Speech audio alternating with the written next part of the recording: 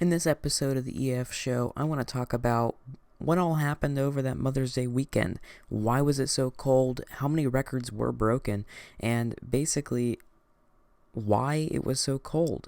Overall, we did see some craziness that happened, many records broken, the first May snow in a lot of places in history, and a lot of places have broken the May snow totals, and a lot of other places were experiencing snow on certain days that they've seen before, but it was record snow because it was record cold.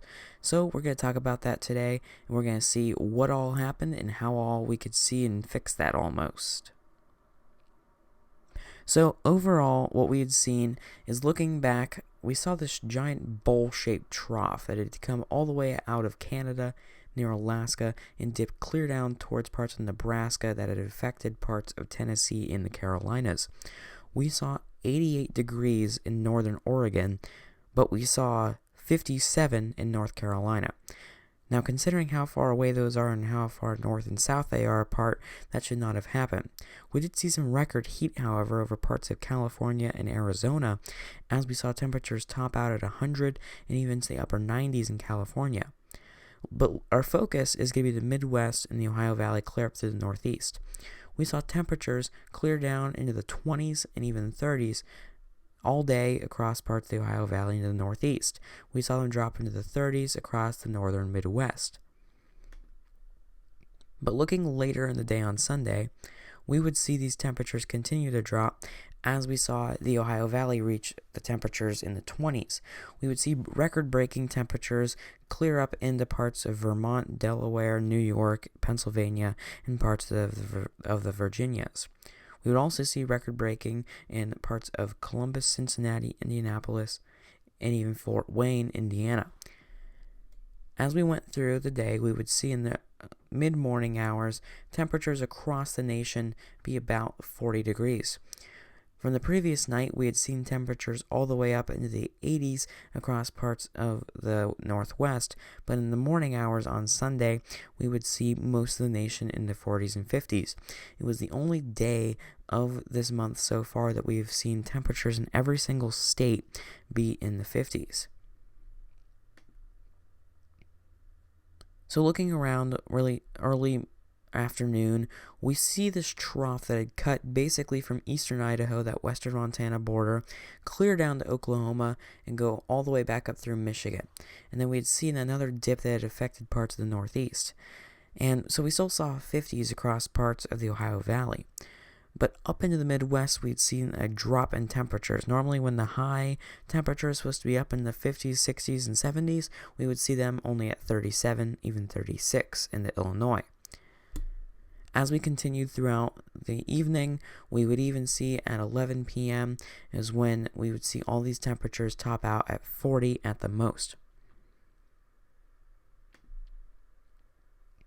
Going ahead to Monday morning, we saw the shift eastern, more towards the east, of all of these cold temperatures, allowing some 50s up in the Northeast, but really pulling that Canadian air down into parts of most of the really Ohio Valley and Midwest. That morning time, we had seen record-breaking temperatures in the low 30s. We had seen it get all the way down to 35 and even down to 32 in multiple places. We saw Minnesota break a record, even parts of Wisconsin and Michigan. So late Monday, we see the warmest temperatures being right around 50. And that was because of this cold front that was making its way through. And whenever we saw this cold front whip through the day before, we had severe weather throughout the Midwest and Ohio Valley.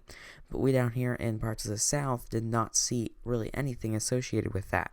But all of that overall was a leading cold front that was leading into parts of Virginia, clear up through parts of New York. And so temperatures were going in front from 52, dropping down into the 30s. And that was allowing for really more cold air, especially with the clouds, to work its way through. And as we continued on to really that Monday night time frame, we would see temperatures in the 40s. And then Tuesday morning, we saw another record-breaking hit as temperatures dropped down into the 28 degrees range from Ohio, clear up into Wisconsin. We even saw 26 in the parts of New York, and then the parts of Michigan might have hit maybe about 20. Detroit saw a record cold morning. And then talking about more of what happened over the weekend, we saw snow. And looking at the snow, we're going to go ahead and check, and I'm going to look at this here and see how much snow actually accumulated, because this is interesting. So seeing the 24-hour snowfall that had occurred, we see that the whole day Sunday, up in Wisconsin, we saw 3 inches, even 4 inches fall, and in New York, we saw 1 inch. We skip ahead, and on Monday, we had seen 4 inches fall in New York, and then basically a dusting in parts of the northern Ohio Valley. And in the parts of West Virginia, we would see 2 inches of snow. Then we skip ahead, and then as of Tuesday here, we are seeing about 1 inch over parts of Kansas, and then a dusting over parts of the Appalachian Valley, but really up in Maine, we are seeing 5 inches. So when we see this much snow, especially in May, we are not expecting this, because the normal average for this time of year for the Midwest is a high of anywhere between 75 to 80 and a low of 45 to 50. And so when the high was 40 and the low was 20, that's whenever you are seeing these unseasonably warm temperatures. And seeing the snow depth is definitely interesting. Going back overall and seeing what all had been occurring, after the weekend, we had seen that the snow depth was still at about 1 inch across parts of New York. But then going on to Monday, we would see that the snow would stick around at about 1/2 inch of quantity, and then going really on to what had occurred all day Monday into Tuesday, we would see about 1/5 of the country having some type of snow cover at some point. And so you may wonder, okay, is this going to be sticking around? Because we were seeing that at the beginning of the month, we were going to see it was a below average month temperature-wise. But what's happening is we are seeing a trough develop, and now we are seeing a ridge fill back in with the jet stream bringing all of those nice and warm temperatures. So what had occurred basically is we saw this giant ridge build all the way up into Alaska, bringing 60s, 70s, and even 80s. We had talked about it in the past weeks. There was 80 degrees up in Saskatchewan, Canada, and we see 40s down into parts of the Midwest and Ohio valleys, and even into the Northeast we had seen 30s. It's been a very cold year so far in the Northeast. So an interesting thing is we've been talking more about the cold weather now than we were back in the winter. And so that's all because of this giant bowl shape. We've seen the jet stream keep setting up the exact same way, where cold air is sticking around in the parts of the Midwest. And then we would see that transfer into the Northeast. So even as warm fronts were coming through, they are still allowing cold air into the Northeast. So something that's going to be different with this new ridge it's going to be building, it's going to be sticking around for, apparently it looks like, the rest of the summer. And it's going to be allowing all that warm air to be brought up, and we're going to return to seasonally warm temperatures, and we're going to see them go even above average across parts of the country. And so we went from being 25 degrees below average across most of the nation. I think it was 2/3 of the nation, or at least 15 to 25 degrees below average. We're going to see 1/3 of the nation go back up to 10 to 15 degrees above average over the next 2 weeks. So we are seeing this return with that ridge to very summer-like weather.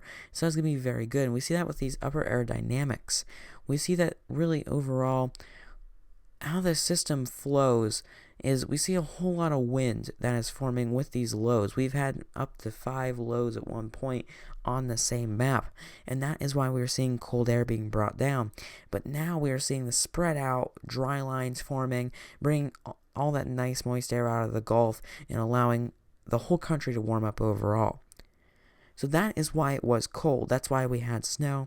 But looking forward, is there enough time for that severe season to recover? We are already almost 100 tornadoes below average for the date.